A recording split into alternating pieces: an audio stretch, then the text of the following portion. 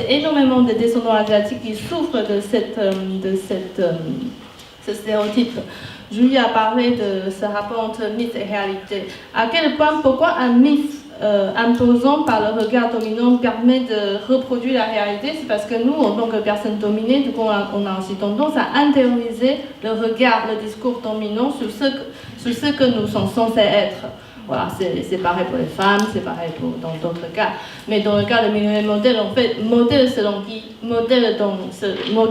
le discours dominant. Du coup, aux États-Unis, là, l'exemple de Japanese Americans, ce sont des gens qui ont réalisé le rêve américain. Et en France, en fait, du coup, Nicolas Sarkozy il a aussi fait éloge de communautés sud-est asiatiques comme le modèle de l'intégration républicaine dans son discours de 2010 de l'Union chinoise. Et en fait, sur le terrain, on peut rencontrer énormément de premières générations qui se fièrent de cette image quand quelqu'un qui travaille dur, qui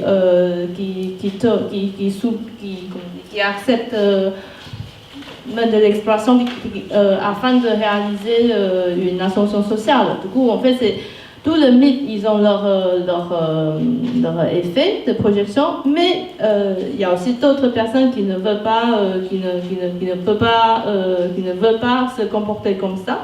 Et donc, en France, comme aux États-Unis, en fait, pour des personnes qui ont été catégorisées dans cette étiquette de minorité modèle, finalement, ça produit aussi beaucoup plus de souffrance psychologique sur la performance scolaire et y compris sur la façon dont les parents ont tendance à les renvoyer à certaines catégories professionnelles, à limiter leur développement. Du coup, aujourd'hui, donc, si on regarde les médias, les talk shows, j'ai remarqué qu'en fait, les conflits au sein de familles, c'est un des sujets le plus souvent parlé dans tous ces talk shows pour parler de le fait qu'on ne peut pas être soi-même, on n'encourage pas soi-même de développer sa individualité, mais surtout d'essayer de réifier dans certains modèles sociaux d'attention.